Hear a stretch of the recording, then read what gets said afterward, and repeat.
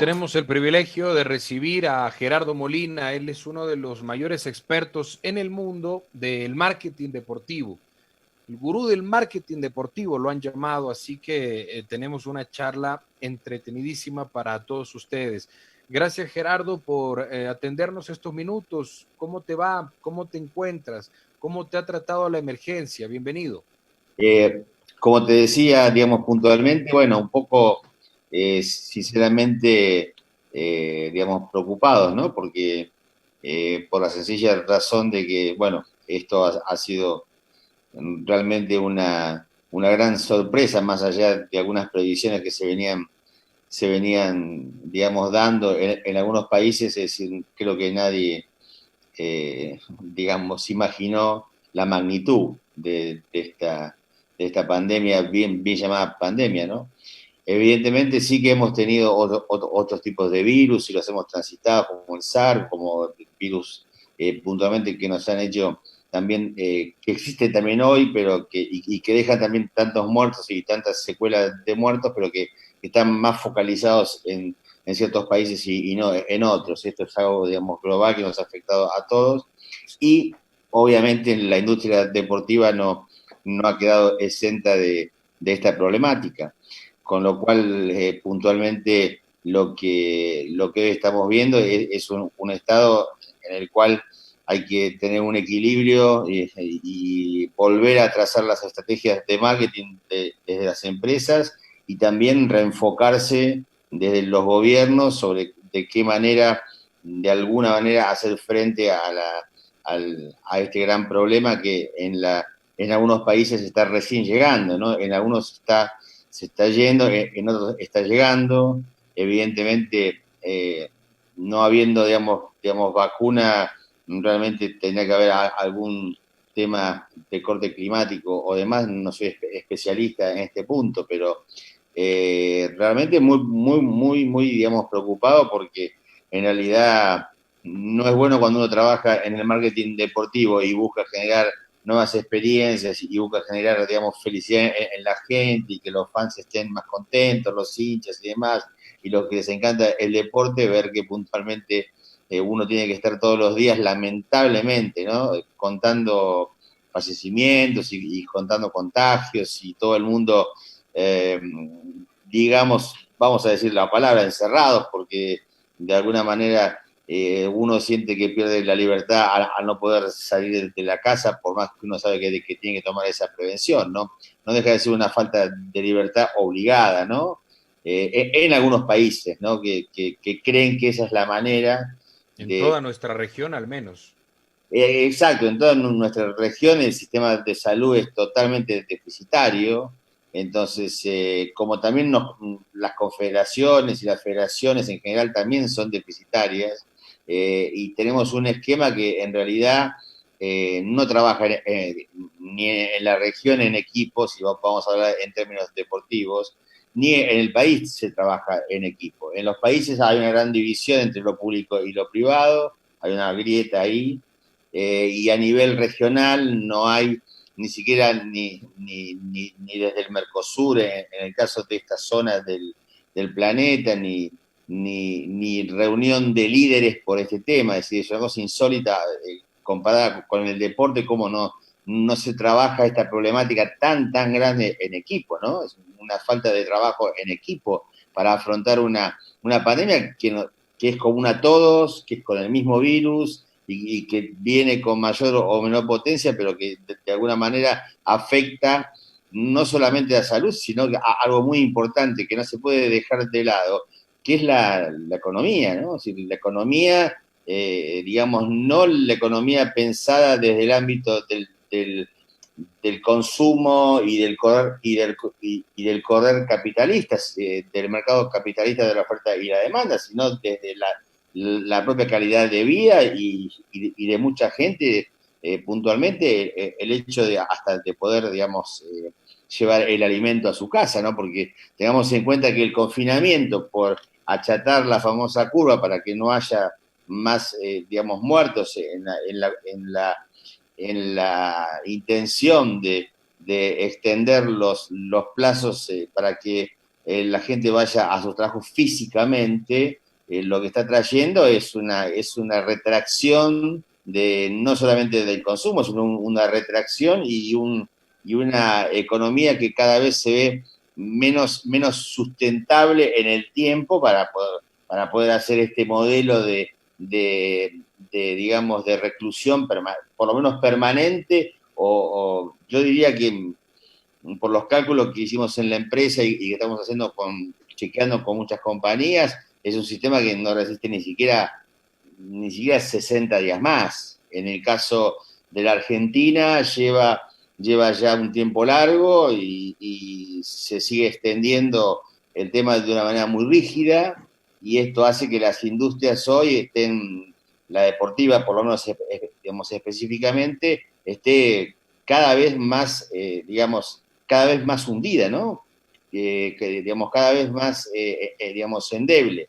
Está en general, desde luego, la economía deportiva mundial, hoy muy endeble y con cifras que son realmente asombrosas, ¿no? Nosotros hemos esta semana elevado el cuarto informe sobre la coronacrisis, ¿no? El informe nuestro sobre coronacrisis que estamos publicando, que tiene que ver con las pérdidas que se van teniendo al mes tras mes no tener las ligas funcionando, ¿no? No solamente la de fútbol, sino, por ejemplo, las 5 o 6 ligas más importantes de Estados Unidos, las 5 ligas más importantes de fútbol de Europa, la Fórmula 1, bueno, desde ya, y de luego lo sabemos todo, el haber cancelado las Olimpiadas, el haber cancelado, que ese fue lo que nos dio un poco el norte a todo este tema, porque si Japón, digamos, canceló sus Olimpiadas, todos sabíamos que esto venía para largo, ¿no? Pero bueno, digamos puntualmente, para ser breve en este punto, sí, preocupación, digamos puntualmente, pero bueno, pero también hay mucho de acción que seguramente te pasaré a contar. Estamos conversando con Gerardo Molina. Te voy a dejar desarrollar, no te preocupes, Gerardo. Tenemos tiempo para dialogar y aprovechar cada vez más todo el tiempo que le has dedicado a la investigación del marketing deportivo. Eres uno de los pensadores más influyentes de toda la región. Has estado en Ecuador varias veces. No sé qué recuerdos tienes de acá, qué experiencias te ha dado este país. Bueno, en realidad, 22 años se cumplieron desde que fundé la primera agencia de marketing deportivo, que se fundó en la Argentina, nació en la Argentina, hoy está expandida a nivel internacional hace ya muchos años. Fue la primera agencia de marketing deportivo de todo el continente. Y bueno, hubo una etapa muy puntual en la cual, cuando comenzamos a globalizarnos, es decir, comenzamos a extender la dinámica de la comprensión de lo que era el marketing deportivo y la importancia que tenía fundamentalmente para el deporte en general, ¿no? Para todas las propiedades deportivas, pero más específicamente inicialmente con el fútbol, ¿no? Y con lo cual he recorrido Latinoamérica completa muchas veces, y he estado muchas veces por el Ecuador, en épocas muy distintas también, ¿no? Te puedo hablar del 2000, del 2005, del 2008, es decir, he estado intermitentemente varias veces en Ecuador. Es un país maravilloso, realmente muy agradable en todo sentido, es decir, como desde su geografía hasta su gente, la verdad que muy acogedora. Realmente no hemos tenido un fuerte desarrollo como en Colombia o como en otros países de la zona, digamos, pero digamos, Ecuador creo que tiene un potencial muy interesante a nivel, digamos, deportivo, y creo que en los últimos años también ha tenido un buen crecimiento.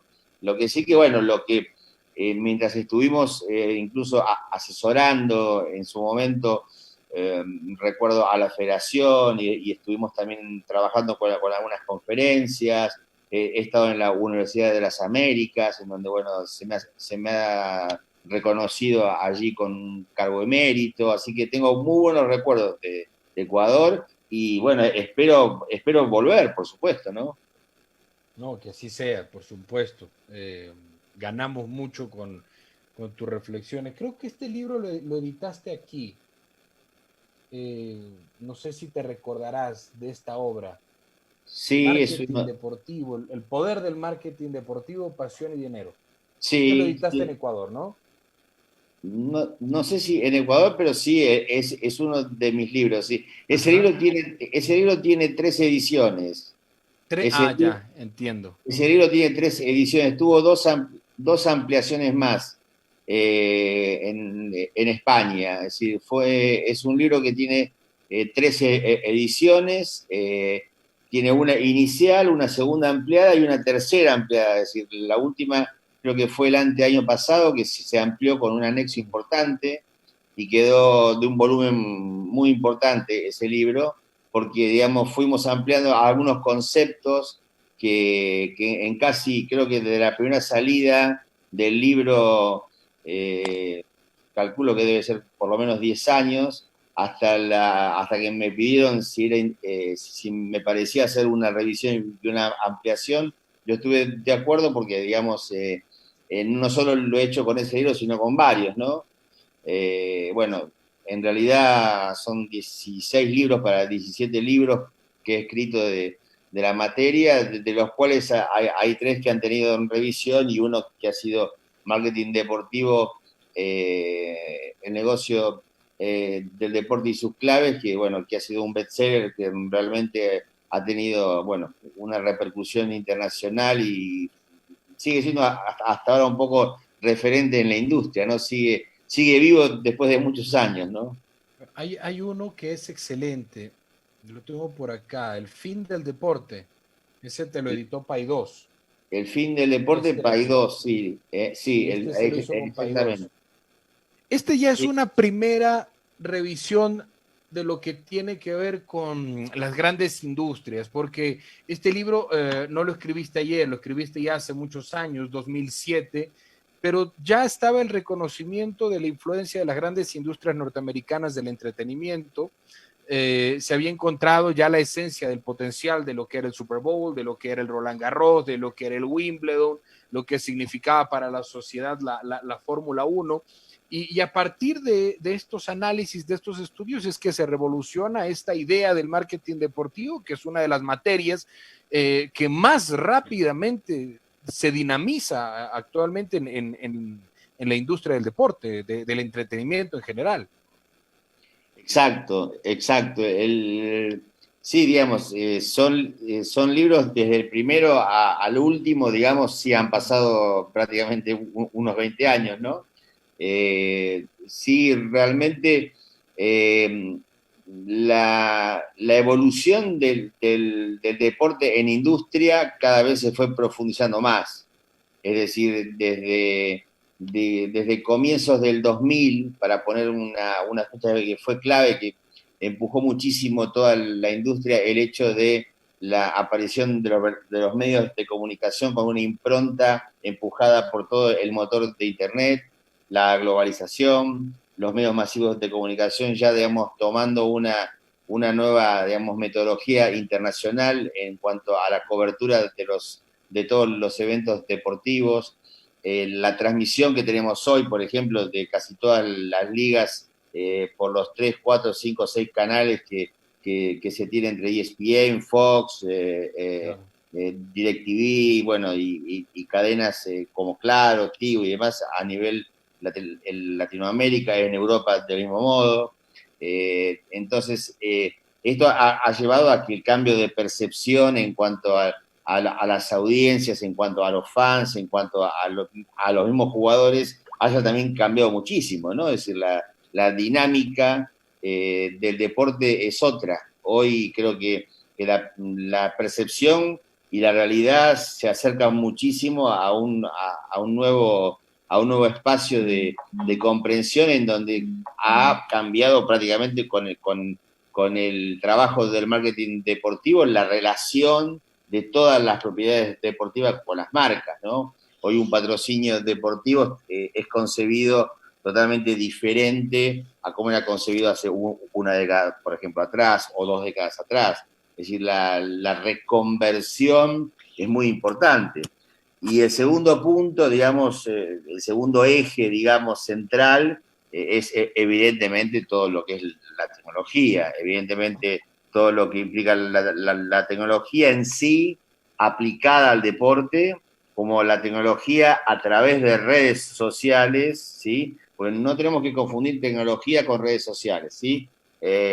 Cuando decimos tecnología podemos estar hablando de la tecnología que ayuda a mejorar la dinámica del desempeño deportivo, por ejemplo, de alto rendimiento, o la tecnología que nos ayuda a poder ver en un estadio mejor el partido desde el mismo estadio, con aplicaciones móviles y con promociones y con activaciones de empresas, con realidad aumentada, en realidad virtual, el trabajo digamos, de vinculación de las marcas con los hinchas, sino también toda la dinámica de los sensores, de las cámaras que se le ponen ya a los mismos jugadores para poder ver el partido desde el movimiento de un defensor, de un mediocampista, hasta de la visión que se puede ver un partido. Se puede elegir la opción hoy en Europa de verlo desde la opción del arquero, ¿no? O a pantalla partida, ver el partido común y el partido desde la visión como lo está viendo el arquero en el propio terreno. Entonces, a eso le llamamos tecnología aplicada a lo que es meramente lo deportivo, como también, por ejemplo, la tecnología aplicada a las mediciones, es decir, medir en realidad digamos, una gran ayuda para los técnicos y los ayudantes a nivel de mediciones concretas, cómo está el estado físico de un jugador, cómo se está desempeñando en el terreno de juego, cómo está rindiendo, cuáles son las mediciones de cómo ha corrido, cuántos pasos da, cuántos no da, y también medir la posibilidad de propensión a alguna lesión que pueda tener, es decir, encontrar de alguna manera ayudarle al técnico con la tecnología a encontrar como el 11 ideal para poner, si hablamos de fútbol, en cancha, ¿no? Y distinto, te decía, al tema del empuje tecnológico de las redes sociales. Es decir, todas las redes sociales que bien conocemos, que no hace falta mencionarlas, pero que acá tenemos que las estamos usando muchísimo en este momento con la pandemia, ¿no? A todas, creo que Instagram, creo que Facebook, creo que también LinkedIn por temas profesionales, bueno, con Zoom mismo con Skype y demás, estamos usando mucho las tecnologías a nivel de redes, pero quizás la gran crítica, y creo que una crítica antes de la pandemia, tenía que ver con el hecho de que nuestra empresa, y mi opinión personal, es la falta de adaptación tanto de las propiedades deportivas. Cuando digo propiedades deportivas me refiero a ligas, a eventos, a clubes, a federaciones, a confederaciones, sí, y a los propios digamos, jugadores, que son verdaderas propiedades deportivas hoy en la industria, ¿no? Tenemos el deporte como una industria, y dentro de la industria tenemos como dos grandes actores, que son las propiedades deportivas y las marcas patrocinadoras al fin, digamos, de alguna de esas propiedades. Marcas que pueden patrocinar un evento, pueden patrocinar una liga, pueden patrocinar compras de derechos televisivos, pueden puntualmente patrocinar, digamos, clubes, etcétera, ¿no? Por eso los números que estamos viendo de pérdidas de las empresas que ya han pagado, por ejemplo, por los derechos de comercialización. Pero previo a este punto te quería cerrar el tema de las redes, ¿no? Es decir, lo que veíamos antes de la pandemia y lo podemos comprobar ahora con la pandemia es la gran utilización de las tecnologías a través de todas las redes sociales a nivel meramente social y a nivel de interrelación puntualmente de algunas cadenas de televisión que digamos, utilizan la red como dentro de su propia pantalla, por la falta de creatividad en la generación de sus propios contenidos, utilizan las redes, ¿no? Pero quizás lo más grave de esto es que todavía creo que no hay un real entendimiento de cómo el marketing digital se puede aplicar a la industria deportiva. Es decir, cómo hoy las marcas que no están teniendo eventos, que no hay competencias, no pueden utilizar las plataformas de streaming e incluso las redes sociales para vincular y aprovechar que está la gente en la casa, aprovechar a acercar más las marcas y el entendimiento de decirle al fan, al consumidor final de su producto, al cual patrocinan, te entendemos, estamos acá, te comprendemos, enviar un mensaje. No, las marcas mayormente se han volcado, la gran mayoría que patrocina en todo el mundo, o a un gran silencio, o a enviar un mensaje máximo de quédate en casa, o hacer alguna donación de, no sé, tapabocas o barbijos, digamos, ¿no? Pero no ha pasado, digamos, el hecho de que no han aprovechado o no están, digamos, aprovechando el estar presentes en este momento. Hay más ausencia que presencia, digamos, ¿no? En el cual creo que se pierde mucho más dinero, porque en realidad creo que eso provoca menos consumo. Hoy la gente se retrajo en cuanto al consumo y las marcas, en lugar de trabajar para que ese consumo en un marco lógico de retracción sea menor, creo que al no estar presente, creo que están generando cada vez más una distancia, ¿no? Entre lo que es el fan consumidor de su producto pre-pandemia y ahora post-pandemia, ¿no? Gerardo Molina, experto en marketing deportivo. Me voy a ir ya mismo a una pausa informativa a las 14 horas de Ecuador, son las 16, presumo, en tu país ahora mismo. Pero en estos 2 minutos quisiera hacer una breve síntesis, Gerardo, de cuáles han sido los ítems más importantes del informe de coronacrisis que has logrado exponer. ¿En qué se ha basado prácticamente esta data ya del cuarto informe? Bueno, digamos, fundamentalmente el trabajo que hicimos fue, digamos, una matriz de datos que tomó las principales ligas del mundo de fútbol, las principales ligas estadounidenses y un promedio ponderado de las ligas en Sudamérica. No están en el informe, en este caso, el continente, digamos, asiático, ¿no? Y bueno, hemos calculado la pérdida en los estadios, la pérdida de los estadios en general, de todo lo que moviliza un estadio, todo el caudal de derechos deportivos pagos que no se han aplicado y que faltan muchos pagar, porque muchas compañías no los han pagado, pero igual los hemos calculado cuál es el monto de pérdidas si no los pagan, ¿no? Porque muchos acuerdos se pueden cumplir y se pueden pagar y otros no van a ser, digamos, cancelados si esto sigue de esta manera. Entonces nos centramos en los que no, justamente en estos, en los que no podrían ser cancelados en caso de que no haya competencia como hasta ahora, que sí estamos viendo que hay una movilidad en cuanto a que sí la va a haber, pero no la hay, y hicimos un cálculo de cuánto se ha perdido aproximadamente en este periodo digamos, a nivel de derechos en general, de lo que tiene que ver con las principales ligas, como te decía, y puntualmente, para ser breve en estos 2 minutos, y en el tema de patrocinios, y estamos hablando de 15.000 millones de dólares, ¿no? 15.000 millones de dólares.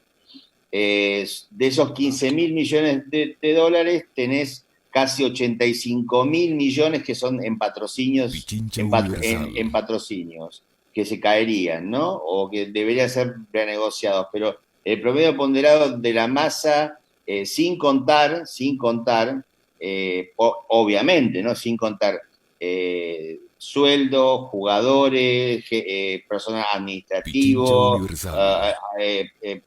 digamos, proveedores, es decir, sin contar puntualmente estos ítems, solamente lo que implica, digamos, contratos, ¿no? Menos tampoco calcular la pérdida que podría haber o la baja de salarios en el tema jugador.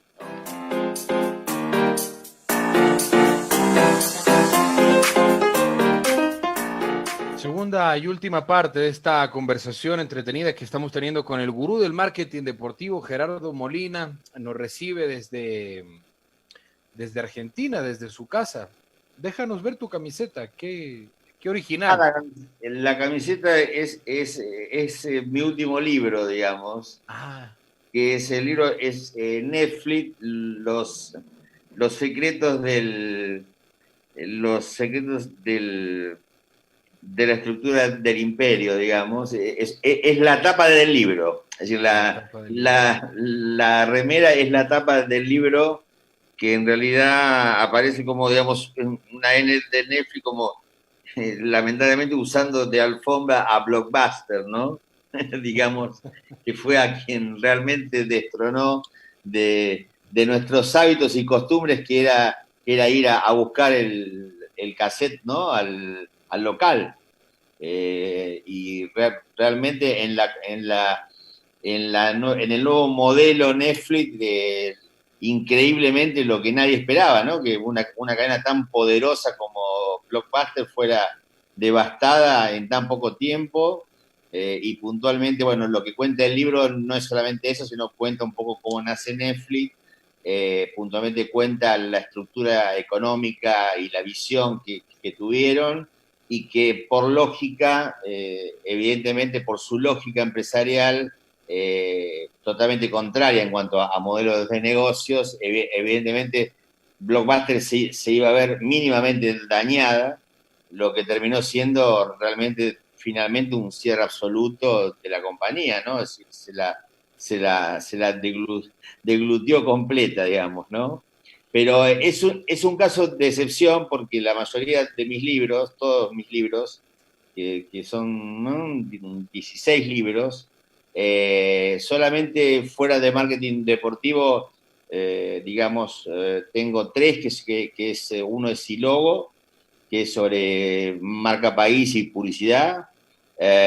Otro libro que es Sociología del Fenómeno Deportivo, que es un ensayo sociológico sobre la importancia del deporte como para poder encontrar una salida a ciertos males que tienen que ver con la educación y con las desviaciones sociales que provocan las adicciones, ¿no? La droga, etcétera. Y este libro de Netflix, que en realidad tiene que ver un poco también con el deporte, porque, como decía antes, ¿no?, hoy las plataformas de streaming y el interés mío por escribir este libro, porque tampoco había ninguna biografía con respecto a Netflix en Latinoamérica, ponerlo un poco, digamos, en resumen, tampoco es un libro tan digamos, extenso. Mi idea fue hacer un libro muy sencillo, muy concreto, muy entendible, para que se tuviera más conciencia de los que ven Netflix, que a veces no saben realmente en el fondo cómo está constituida o por qué pagan sus 9, 10 dólares, digamos, y por qué les parece hasta económico, ¿no? Pero bueno, la fortuna que les da ese valor por suscripción a la empresa para también producir una cantidad producir una cantidad de series y películas y tener cada día más millones, cada día es más exitosa, a tal punto que hoy Netflix está evaluando en 1 o 2 años seguramente entrar con un streaming directamente con los deportes, ¿no? Cuestión que Mira también lo que ha está... pasado ahora con las series Exacto, que están encandilando a todo el planeta. Esta The Last Dance de Michael exacto, Jordan o la misma exacto. del Barcelona de España, Match Day. Todo el mundo está hablando de eso, Gerardo. Sí, sí, sí, exacto. Bueno, The Last Dance es muy buena realmente, la recomiendo. La primera temporada es excelente. Eh, Realmente es excelente porque en realidad es un caso puntual de, es un caso que para la industria deportiva es uno de los casos centrales. La conjunción de NBA con el comisionado Stern, el creador de Nike y Jordan fue el tríptico ideal para hacer crecer a toda la NBA. Es decir, el caso Jordan, Michael Jordan, y el caso de la serie, más que reflejar un acontecimiento que ahora voy a hacer mención cuál es, en realidad tiene un trasfondo de modelo económico deportivo trascendente que fue prácticamente copiado por muchos, es decir, la NBA a través de Michael Jordan y del suceso que generó Michael Jordan y del comienzo de empezar a entender la idea de marca-producto asociado a los jugadores, ¿no? Es decir, y a la experiencia que empezó a generar de una manera casi intuitiva Michael Jordan con los fans, en donde los Chicago, como se ve bien en la película, no la voy a espolear, pero digamos, prácticamente era un deporte que no lo iban a ver ni 100 personas, había hasta creo que se concurría más a los bolos que ir a ver un partido de los Bulls, y la revolución que provoca, digamos, Jordan, y cómo es acompañada y entendida por la NBA, por el comisionado y por Nike. Y ahí nace un verdadero negocio importantísimo, que yo creo que sin Nike y sin Jordan y sin la cabeza de Esther tampoco hubiese sido, digamos, posible, con lo cual los tres coincidieron, como, digamos, como yo suelo decir, mentes brillantes piensan igual, ¿no? Entonces se juntaron tres mentes brillantes y hicieron algo fantástico. Y Más aparte, allá de que... en esta serie no es que vas a espolear nada, son series Sí, que están retratadas en función de lo que ya pasó. Ya sabemos cuánto así sí, ganaron los sí. Bulls, sabemos qué pasó con el Dream Team de Barcelona. Sí, sí, lo que Domingo, Match Day. quizás mucha gente no sabe que los 6 únicos aros que tienen los Bulls fueron por Por Jordan. Michael Jordan, sí. No tiene más que 6 títulos, que fueron los 6 títulos que le dio Michael Jordan, es decir, 3 consecutivos, tuvo un descanso y los otros 3. Y después los Bulls nunca más ganaron ningún título en la NBA. Es decir, todos los títulos fue mientras estuvo Jordan, después no ganaron nada más, digamos. Entonces, y lo que generó Michael Jordan en la industria deportiva, como también lo que hizo Beckham en el fútbol, ¿no? Son los verdaderos pioneros y lo que empujaron la vinculación, digamos, por decir así, marca deporte, ¿no? Gerardo, ¿qué escenario nos espera? No sé si durante o con el virus, porque este virus no sabemos si lo extinguiremos o conviviremos con él. Por ahora hay una suspensión de lo que es la industria deportiva, pero ¿con qué tú avisoras regresará el deporte? ¿Cuáles serán los principales cambios o las transformaciones más significativas que avisoras? Bueno, en principio, lo que hoy hay todo un movimiento, que la gente tiene que saberlo, hay todo un movimiento de que no solamente las ligas quieren en Europa, más que nada, y en Estados Unidos quieren volver, en donde están más próximos es en Europa por la condición de que la pandemia llegó primero y que se está, entre comillas, retirando lentamente. El retirando lentamente significa que están aplanando menos muertes, pero siguen muriendo mucha gente. El tema es que el proceso económico y el proceso productivo, o te mueres por el coronavirus o te mueres de hambre, digamos, o cierras tu empresa o tu pequeña y mediana empresa, porque los gobiernos no tienen los fondos para sostener económicamente. Por ejemplo, vamos a poner un caso. En muchos lugares de Latinoamérica los clubes le están viendo créditos y fondos al Estado, la misma industria desde la parte de los clubes, y no hablando con sus patrocinadores, sino clubes que quizás no son de la mayor jerarquía, sino que son de menor jerarquía en la primera división y en las divisiones que no son puntualmente en los deportes principales, le están viendo créditos a los bancos y créditos al propio Estado. Y el Estado no tiene el dinero para sostener, bajo ningún punto de vista, la dinámica de los deportes que tiene la industria deportiva, ni siquiera el fútbol solo.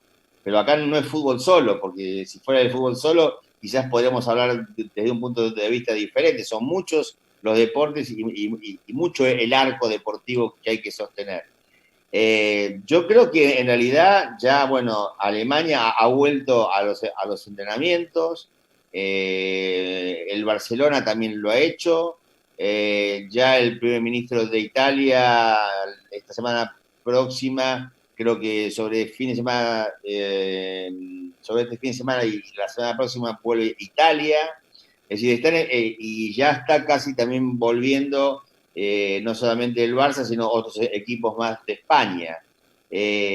Lo que yo quiero acá poner hincapié es que lamentablemente esto no es una cuestión de que las ligas, en función de cómo va evolucionando el virus, bueno, perdón, también está volviendo la Premier League también a los entrenamientos, es decir, se está regresando a los entrenamientos con evidentemente un lobby muy fuerte de las marcas y fundamentalmente de los derechos comerciales, de los derechos deportivos, ¿no? Es decir, los derechos deportivos evidentemente no van a seguir, no hay, las compañías han dicho que ya este mes algunas no los van a pagar si no ponen una fecha puntual de inicio.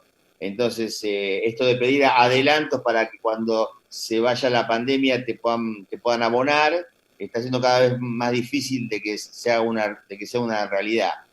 Entonces, Y lo que... pega primero, va a Sí, pegar dos veces, Gerardo. Mira lo que ha pasado exacto. con Alemania. Todo el mundo habla del fútbol alemán. Jamás se había esperado tanto un partido de la liga alemana que el Mönchengladbach, Sí, que el Berlín, que ahora sí Mönchengladbach. el Dortmund. Sí. Le pegó dos veces a Alemania y todo el mundo está esperando lo que va a pasar el sábado en esa liga. Es verdad, es verdad, es verdad porque, es decir, la avidez que hay por el deporte, que no te olvides que el deporte, digamos, es una industria que, digamos, todo el mundo no la ve como un verdadero sector económico, sino que se sigue viendo el deporte, pero digamos, es una verdadera industria que realmente no puede parar.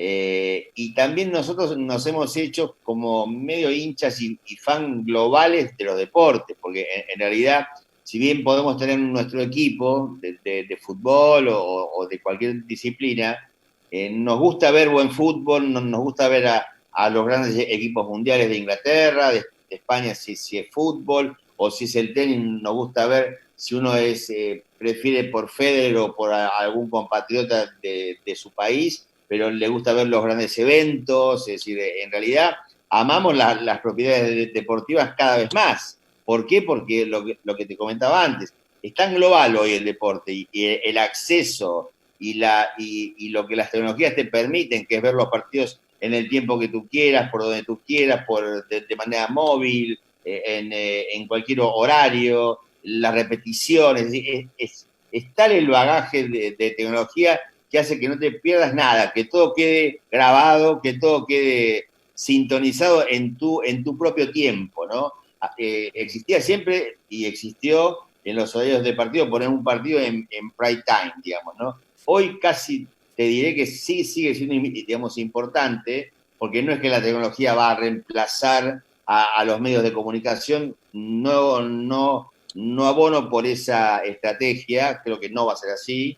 Lo que sí también digo que los medios de comunicación no están aprovechando las tecnologías como las deberían aprovechar, y no solamente leer Twitter, digamos, que pueden enviar a un programa, ¿no? Creo que por ahí no pasa el ecosistema de digital hoy de las redes sociales. Cuando funcionen como un verdadero ecosistema, como sí trabajan para las marcas dentro de la industria, ahí sí vamos a estar hablando de otro plano, que es al que deberíamos ir. Tu pregunta es muy buena. ¿Qué debemos hacer? Y debemos lidiar con el virus, pero tiene que haber actividad. Yo creo que sin público en un comienzo, pero debe haber actividad. No puede no haber actividad.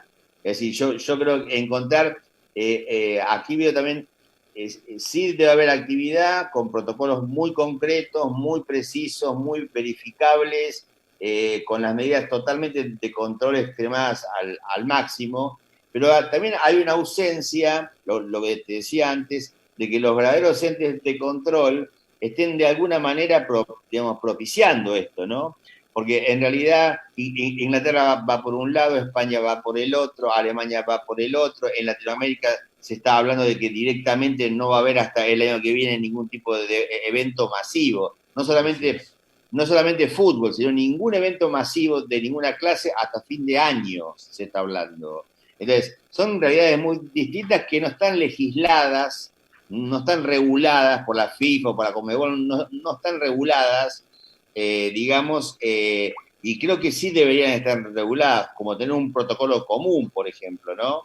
Después será cuestión de porque a ver, cada federación de algún modo está afiliada a FIFA y FIFA no está teniendo un rol, en este caso también está bastante silenciada la FIFA y no está teniendo un rol activo, está dejando como que cada liga, digamos, de alguna manera salga digamos, a De competir acuerdo a en su función, país. exacto, en función de cómo está el país con el virus y cómo están sus contratos y su situación financiera y económica. No es lo mismo el regreso de la liga en Latinoamérica que en Alemania o en Inglaterra, evidentemente. Ni los valores son, digamos, los mismos. El tema es que al no volver las ligas, la cifra que yo te di, que fue la estimada hasta abril, imagínate de qué monto estaríamos hablando si esto se extendiera más tiempo, ¿no? En un Es, minuto, mi querido Gerardo, sí, cómo no. te dejo la última nada más. ¿Tú Sí. crees que va a haber un remesón significativo en la economía? ¿Tú crees que los clubes van a seguir pagando lo que ha pagado la Juventus por Cristiano Ronaldo? ¿Tú crees que los capitales del Paris Saint-Germain se van a arriesgar a pagar lo que pagan por Neymar? ¿La NFL seguirá lo suficientemente robusta en su contabilidad como para mantener este tipo de inversiones, o va a haber una contracción? ¿Qué auguras tú? No, no, yo creo que una gran contracción inicialmente en cuanto al consumo, evidentemente por la recesión, sí, y la esperamos todos. Un reajuste de los salarios y un reajuste del nivel de patrocinios por este año también.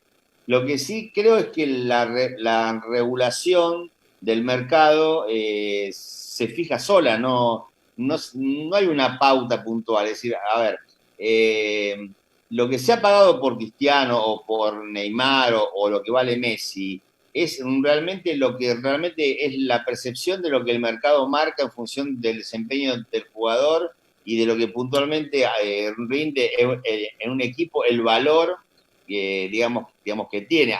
Obviamente que para medir el valor de un jugador hay otras dimensiones también, ¿no? La edad, el tiempo de juego, la experiencia, los palmares, etcétera, ¿no? Pero digo, que el valor en el mercado se fija, soy más de creer en la libre empresa, con lo cual se va fijando solo. Si realmente sí va a haber una retracción, evidentemente. ¿Por cuánto tiempo va a durar? Y yo creo que vamos a tener un largo año y gran parte del otro para sí repautar puntualmente lo que digamos, por decir así, parate. Pero después, finalmente, lo que valga o no un jugador, yo creo que los parámetros de medición o el pago de patrocinios, yo creo que realmente no va a haber una gran variante. Yo creo que incluso hasta puede crecer, digamos, ¿no? Incluso puede crecer y por esto se ha puesto con un buen trabajo de marketing, en realidad, las ganas de la gente de consumir, digamos, deporte, ¿no? Gerardo Molina, experto en marketing deportivo, nos ha atendido desde su casa en Argentina. Te agradecemos por estos minutos, por tus conceptos, la claridad con la que avisoras el mundo del deporte. En esta última parte del programa nos vamos a nuestro segmento de primera mano y te enviamos un gran abrazo a la distancia, mi querido Gerardo. Seguimos Un con saludo. más en Coñec.